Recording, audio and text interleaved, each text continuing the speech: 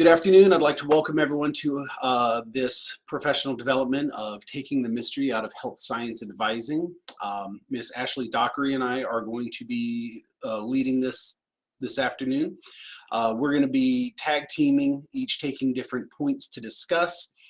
And we recognize we may not be able to answer every question up front, so we do encourage you, of course, you're welcome to use the chat features on the right-hand side of the page. If you type out a question, Ashley and I, whoever's not presenting the other, will be happy to help out. You can see a quick agenda on the page right now, and we are going to go ahead and get started. So first, Jack out of the box, would like to talk about health sciences in general. And when we speak about the health science programs, there seems to be a lot of questions we receive about students who are in pre-nursing or the various programs that are out there. And so one of the first things I wanted to discuss is a question of, is a student planning on taking a health science program here at Central Carolina Community College or at another college, if they're planning on transferring to university?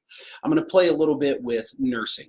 So if a student comes to me, and as I'm advising the student, I find out that their primary focus is to get their BSN.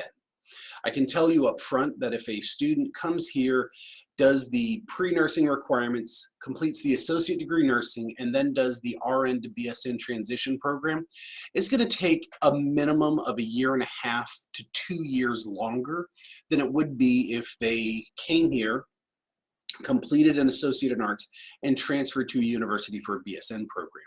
And so as we meet with students, one of the things we try to learn is what is the student's actual goal. And if that goal is for a BSN, we're definitely going to look at transferring to university using, the university transfer program.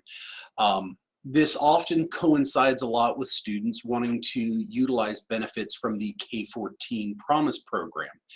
And so because of this, many times students will come in thinking, I've got to do pre-nursing, get that associate degree nursing, and then move on.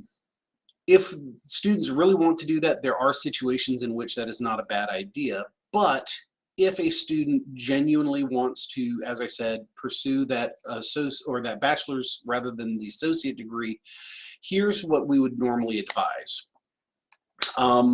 I'm going to take a moment and share my screen, and I want you to see window, Chrome tab.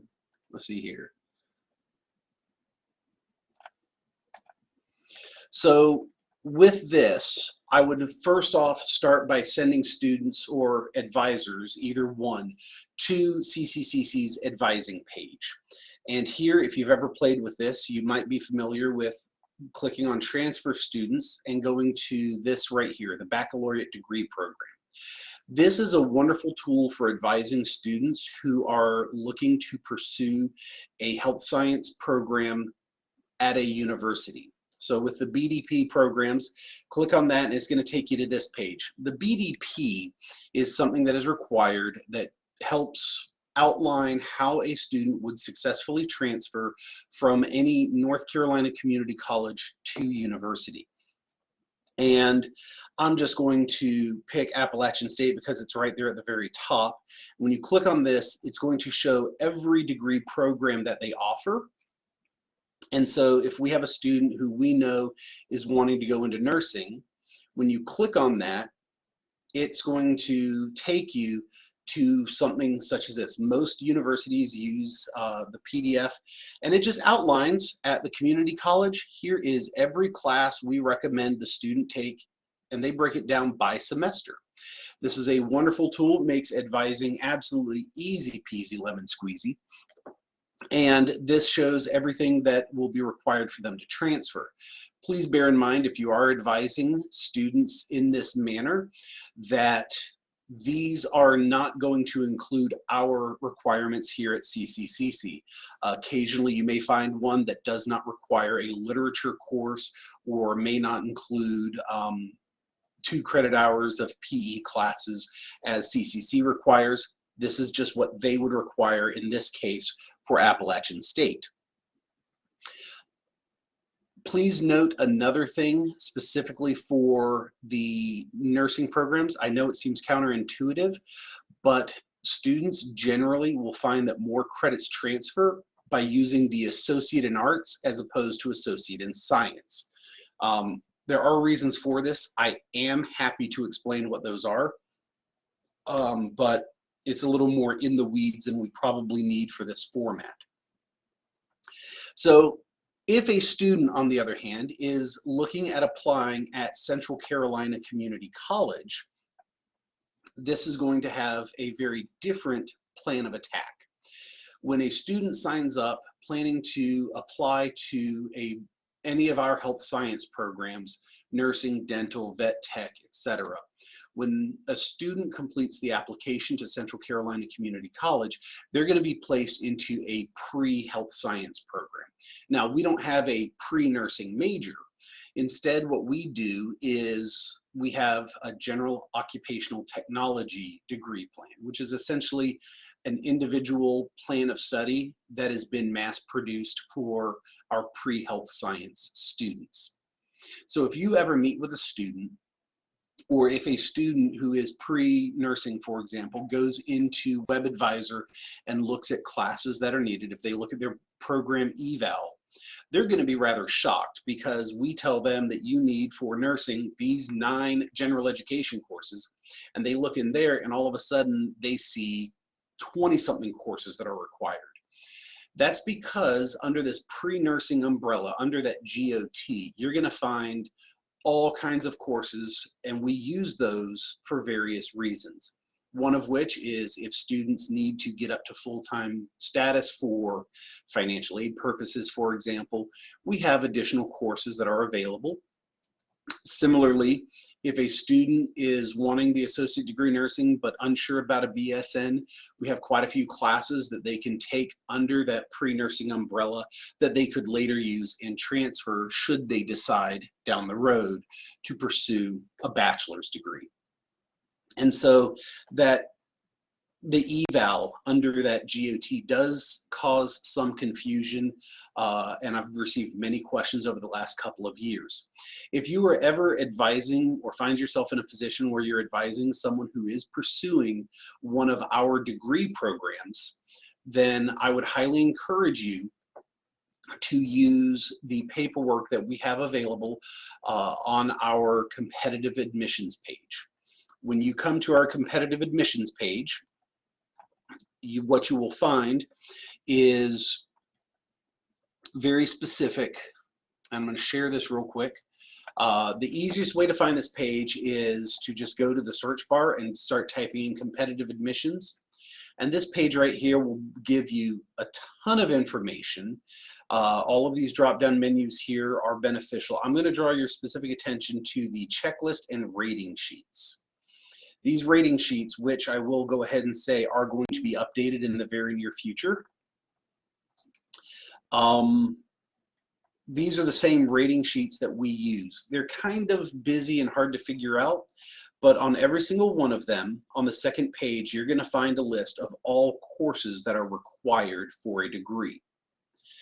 And these are the general education courses that go from that GOT, that pre-health science, into the actual degree program. And so this is what I would use and recommend for advising anyone who is planning on going into that degree program. I would also say this competitive admissions page is going to be chock-a-block full of information that will make your jobs easier should you ever be advising someone. And we also have information on how to find out what is our application deadlines, notification dates, and students can see the general timelines for their programs. So that is just a quick introduction to what some of our programs are here. That is also just a quick introduction to looking at how you might advise students if they're planning on pursuing a program here versus applying at or transferring to a university. So with that, I will pass the baton over to Miss Ashley Dockery.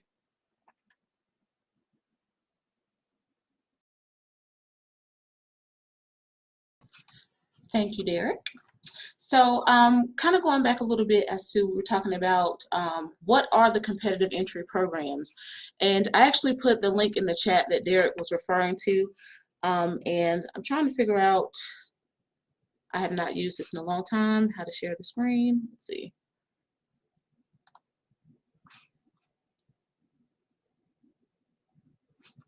Derek, can you put that competitive admissions page back up? Sure thing. Thank you.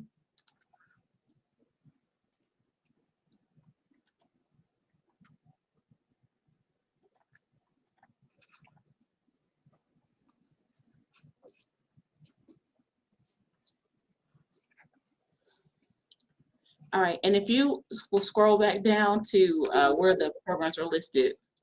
I can't. Okay, thank you. So the competitive admissions programs that we have, you will see they are dental assisting, dental hygiene, our associate's degree in nursing, our aesthetics program, the LPN to RN bridge program, our practical nursing program, medical sonography, and our VMT program, and we have our physical therapy assistant program, which will be starting supposed to be starting the 2023 school year. So what makes them competitive? First thing is you see students accepted per year, it is limited. You'll see some of the programs do not offer a lot of seats to students per year. If you look at medical sonography, they're at 8. Dental hygiene is 18. You know, some of them are very limited. And then they are also considered competitive because students earn points while they are kind of in what Derek described as a pre health science program, and they are getting advice through us for their general education requirements, and then, you know, other ways where they can just receive extra points to make themselves more competitive for entry into the program. So there are some things that are universal from program to program. Doesn't matter whether the student is trying to get a seat in dental assisting, hygiene, the LPN to RN bridge. One thing that all programs have in common is that all students do have to meet with an admission specialist for what we call a MAC review. And this is just so we can make sure that they have met the minimum application requirements to apply for the program. And some of those requirements include a TEAS test. Right now we require the version 6. I like to explain to students or individuals who've never heard of a TEAS test, I like to describe this kind of being like a mini SAT. It's going to test them on math, science, English, and language usage, and reading. Right now, presently, all programs require that students complete the entire test, but we only look at the reading score, and we don't have a minimum score requirement. However, of course, however many points the students get on that portion of the test, that is added to their competitive admission score. So of course, the higher the better. Another thing that is universal between all of them, there are going to be certain general education courses that are required for all, such as English 111. I'm sorry, this is with the exception of the certificate in aesthetics. That program generally doesn't follow these rules, but the rest do. We also require a letter of good standing, which if a student has unsuccessfully been in a different health science program, whether it was at Central Carolina or another school prior to coming here, and they decided to withdraw for whatever reason, they do have to get a letter of good standing from that school, and that has to be submitted to us, just, you know, kind of explaining why they were not able to finish the program. It does not have to have anything to do with grades or anything like that. We're just looking to make sure that they didn't have any type of like academic dishonesty, any behavioral issues or anything like that. So we have to have that on file for that. That's for all programs. Other things that are the same throughout all programs, we do require all transcripts. We require the official high school transcript and all transcripts from any colleges that the student has attended in the past. We do have to have those. Now, some things that are program specific, all programs will offer extra points for each, you know, for categories for students to be able to make themselves more competitive. Now, what those programs are, that's going to vary from program to program. So for instance, the nursing program has a requirement that students are listed as a nurse aide 1 on the NC registry. However, they do not have to work as a nurse aide. But if they work as a nurse aide and they gain at least 6 months of full-time work experience in that field or any other health science field, yeah, Derek, if you want to pull the rating sheet up, that'd be great. Or any other patient care field, then we will give them extra points towards their score. But other programs such as dental hygiene or dental assisting, they have the opportunity to do observations. So if they get observation hours, that would be how they do their points. Another thing that kind of makes our program different is we don't have an expiration date for our general education requirements, more specifically science. Most health science programs at other schools, they have a 5-year window on their sciences, and if a student has passed that window since they took them, they would have to retake them. We don't have an expiration date, so students really like the fact that they can bring their sciences over. There are some changes that are going into effect for some of the programs. I won't go deep into that because we'll have more information on that later, but I will tell you right now, students presently can apply without having a 2.0 GPA. They just have to have the 2.0 by the time the program starts. One thing that will likely be changing across the board for all programs, students will be required to have a 2.0 prior to even applying to the program. And I'm trying to think if there's anything that I've left out. Can you think of anything, Derek? Yes, I just pulled up the Health Science Online Information Session. This is available on our, this is linked off of our competitive admissions page, but this online information session is going to be, we anticipate, required for all programs, and it's a great crash course of how to apply to any of the programs. We are also in the process currently of updating this, but that is something that all students will be familiar with. Also, one other thing I forgot, you may have students who have come to you in the past, or they might come now. Medical assisting and health information technology, those programs were considered competitive entry programs. They are no longer going to be competitive programs. They will be, I guess if you will, just normal application process programs. So if a student does have questions about that, you can let them know that they no longer qualify as competitive entry programs. Yeah, and I just saw they've already been removed from the webpage here. Mm-hmm.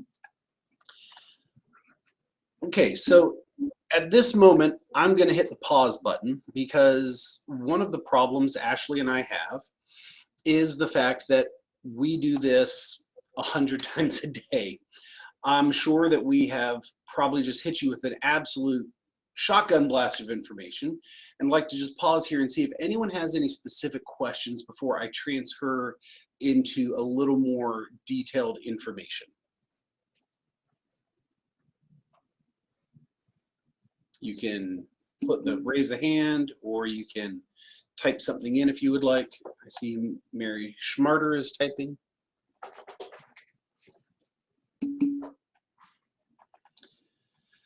All right, so the AA versus the AS for nursing. So if a student wants to pursue a BSN at a university, one of the things you're going to find is that the biggest difference comes down, the benefit to using Associate in Arts versus AS is really what courses are required. A couple of specific examples I can give. With AS, everything starts with Math 171, 172. Every single BSN program in the state that I am aware of requires Math 152. Under AS, that's an elective credit, not a required math course. Additionally, the science courses that are going to be required, A&P 1 and 2 don't fall under that for Associate in Arts, but they do fall under electives. Similarly, Bio 168 and 169 are going to be electives under AA, but almost every college requires general bio, so that general bio will satisfy the AA science requirement, but under AS they have to take a second biology course, which usually is not going to transfer with that RN. So what ends up happening is under the AS, you get so many more electives that are filled up, and you're taking more classes that are not going to be necessary. And so that's why the AA is generally recommended. If you remember that BDP page that I shared earlier, those transfer guides, as you go through those for the various universities, the vast majority only offer an AA to BSN transition plan. Only a small percentage of them, I think there's only 2 that offer a guide for the AS to BSN. Amy, I hope that answers your question. If not, please type in or give us more and I'll get more. So for CCP students who are interested in an allied health program, would you recommend the allied health classes or strictly the gen ed classes for competitive points, or some mix of the 2? That is a great question. I'm not as familiar with the detailed pathways for CCP. However, generally speaking, anything that would get them through those courses, that are those general education courses that are shown on any of the rating sheets that we have available on our website, any path that will cover those. It doesn't matter what path they're in for CCP, as long as they can get those courses knocked out. So that's kind of another vague answer, but I hope it covers what you're looking for.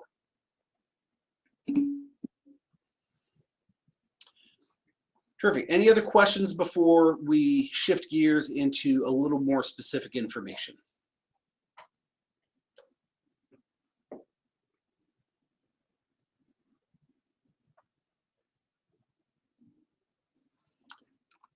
Okay, I don't see any hands raised, or any typing icons.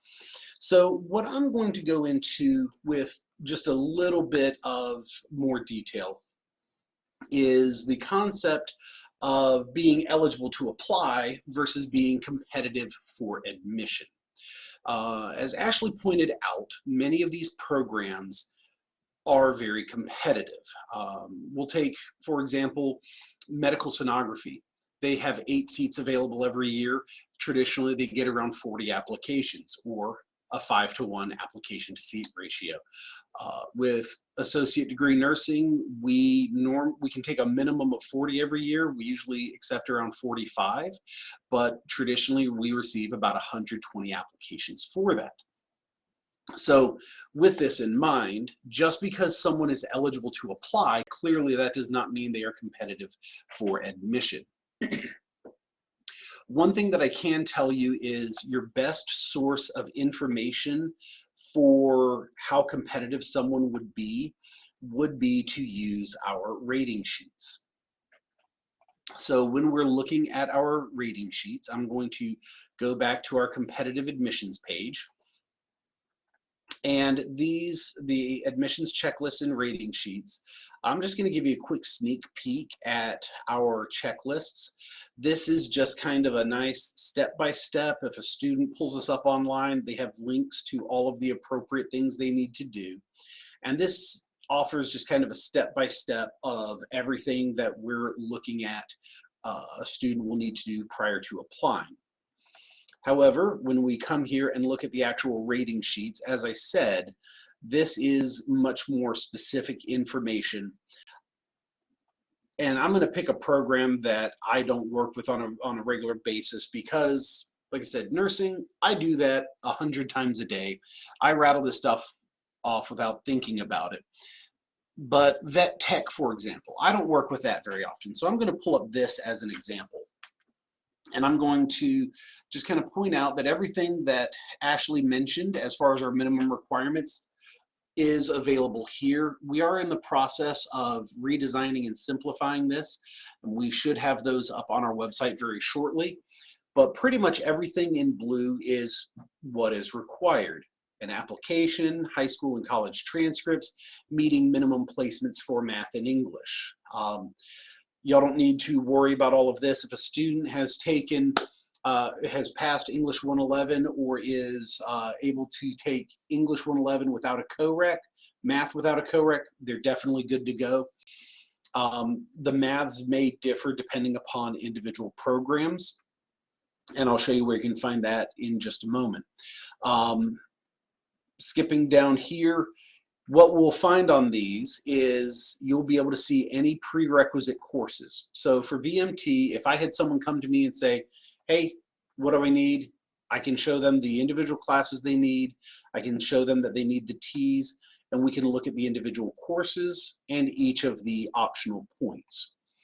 Now, where it gets to be difficult is when a student says, okay, how likely am I to get in? The simple answer is going to be, well, I don't necessarily know. For most students and most programs, I can tell you that there's no one thing that is going to get you in or keep you out of the program. I will have some students who may come to me and say, hey, I've got observation hours. Does that mean I'm getting in? Well, the observation hours are very point heavy. You can see right there. But if you have observation hours and a very low T score, or you've only completed maybe 2 of these general education courses, then you're not likely to overcome lacking those points there with just observation hours. Conversely, I've seen students who will apply without, for example, observation hours, but they've completed all of these classes with good grades. They have a good T score, or maybe they have a good GPA. And there are plenty of ways that this will help well-rounded students gain admission to any of our health science programs. If you ever have questions regarding how competitive a student may be, the general recommendations that I give, especially for the more competitive programs, dental hygiene, associate degree nursing, and medical sonography, I would encourage students to score no less than a 70 on the T's reading section. I would generally advise them to complete as many of the general education courses as possible. For every program, they must have a grade of C or higher. Of course, the higher the grade, the more points they earn. And of course, GPA is always helpful. But any of these bonus point categories down here will be beneficial. As Ashley said, and I will just repeat, these do change depending upon individual programs. Some of the things that are universal is that if they have never had an unsuccessful previous attempt at a health science program, they will maximize bonus points. If a student has taken the high school Health Science 1 and Health Science 2, they will get bonus points. Every program offers this medical math course through Central Carolina Community College's continuing education department, and all of them will give bonus points if they have at least 24 credit hours, that's 1 year full time, here at CCCC. And if a student lives in our service area of Chatham, Lee, or Harnett counties, they will receive bonus points. Aside from that, some of these do get, as I said, specific to the individual programs. If you ever have questions, if you're working with a student and have a specific question, please do not hesitate to reach out to program leads. We usually have good information about our programs. Myself personally with nursing, I can tell you up front that for the associate degree nursing, there's a maximum possible score. You can see right here, every program has their maximum. With nursing, it's currently 460 points. If a student does not have 300 points, they're not going to be as competitive as we would like. It's just a simple fact that I've learned over the last 3 years of doing this. For practical nursing, we accept 60 students every year. We normally receive 70 to 75 applications, and I usually recommend students need to be around 200 points to be competitive for admission there. Each program does have their own number, and if you ever have a question, please do not hesitate to reach out to the program lead. As I said earlier, we, as a general rule, are looking for well-rounded students, and there is no one thing, no silver bullet that's going to keep a student out or guarantee a student admission to any one of these programs. And with that, I will turn the time back over to Ashley to discuss timeline and any other things that she has thrown in. Okay, so as far as timelines, this is the ideal timeline. So summer is ideal for students to start reaching out to their appropriate program contact for advising and fall semester registration. This is really important because a lot of times you will find students don't understand that we accept applications for our health science programs one time per year. And even though those programs start each fall semester, our application process runs primarily in the spring. So applications are due the spring before. So you'll find that a lot of students don't understand they are unable to get through all of these gen eds prior to the start of the program. For instance, if a student has enough gen eds to fill up 2 semesters, if they start those gen eds in the fall, they're not going to be able to complete those in time to apply for a program where the application due date occurs in February or March, because anything they take during the upcoming spring semester, which starts in like January, those classes are not going to be completed by the time the application is due. So then we do open our actual health science application around mid-October. So students, they do have to do like a traditional application to CCCC, but once they meet with an advisor to do their minimum application, application criteria, appointment, and we see that they are able to apply to the program, then we actually send them a link to do a separate application specifically for our health science programs. We open that around the middle of October, but we do suggest as a timeline September for students to start reaching out to their advisor, to kind of start getting the application process rolling at least by September. We also just advise that they start reaching out in September to start scheduling time to take that TEAS test if they still need it or if they plan on taking it through us. Now, we do advise for students who have not completed the TEAS, it is cheaper for them to take it through Central Carolina because we charge them the same fee that is charged to us, which is $68. We register them for the TEAS through Mary Brown, our testing coordinator. So we look over schedules and get them in contact with her to schedule a time to take it. We do advise that they take that TEAS if they need to around October. Now, the reason we do this is because let's say that they attempt that TEAS and on that day it's just not their best score, it's not their best work, and they want to do a redo. They are able to do that. Students are able to take the TEAS up to 3 times in 3 years. And currently we do take the highest score. We don't combine scores or anything like that. So that does give them an opportunity to kind of redeem themselves if they just are not satisfied with whatever score they received. So we do suggest that they've never taken the TEAS or they do not have one on file, that they do the first one in October to allow themselves more time if they want to go back and complete it again. So November through January, this is when we suggest that they complete the MAC review and then they fill out the health science application. As you saw on the admissions page, our application due dates, they are due around March this year, March, April. Usually they're due a little bit before that, like mid-February, sometimes early February. This year they're a little bit later.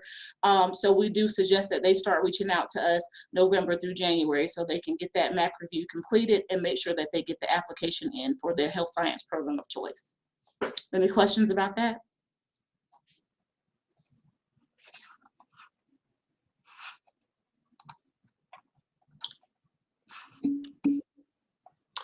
Yes, Amy, great question. Not the whole calendar that Ashley just mentioned.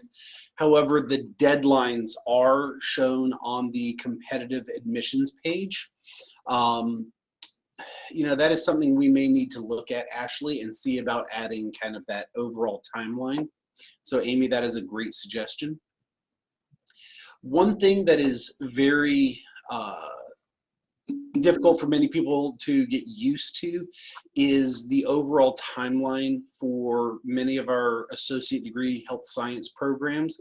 Because of when these deadlines fall, the current deadline for, say, associate degree nursing is March 7th, 2022. On March 8th, 2022, so in just a couple of months, on March 8th, every single person who comes to me and says, hey, how do I get into the nursing program? I'm going to start preparing them for applying in February or March of 2023 to admission to the fall 2023 nursing program to graduate in May of 2025. So we plan 2 years out to graduate students 4 years out. And that, again, takes a long time to get used to, especially with students fresh out of high school, not realizing the general timelines. And if they miss that spring application deadline, it's an entire year before our cycle comes around again. Also sometimes runs into an interesting situation because many of our committees look a year ahead, but we have to advise, like I said, 2 years ahead with the health science programs. So any other questions of anything we've covered? Again, you're welcome to click the raise the hand there at the bottom, type any questions if you would like.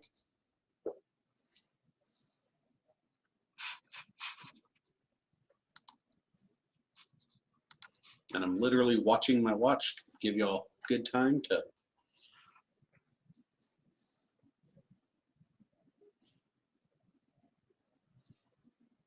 And as Derek mentioned, generally every health science program does have a program lead who will be able to answer, questions in detail if you have them. However, theoretically, any advisor should be able to answer questions for you if you cannot get in contact with the lead at that moment.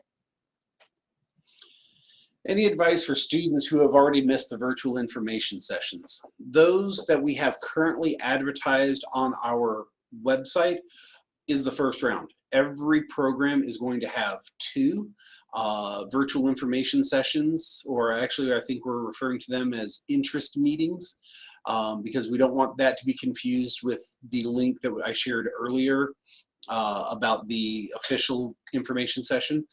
But there's going to be another round, so everyone is going through their first one. There will be another one, an opportunity later. Of course, I will say that another thing with those virtual interest meetings is we are most likely going to record the next one after we have, because our first ones are coming through when we're still in a bit of transition. I know I will be recording the next one for the nursing programs and making those available to people who would like to view them. They're going to take usually 45 minutes to an hour to go through the entire information, answer questions, etc. Of course, another thing that they can do is reach out to any of us. Whatever we don't know, we'll make up. We'll get an answer.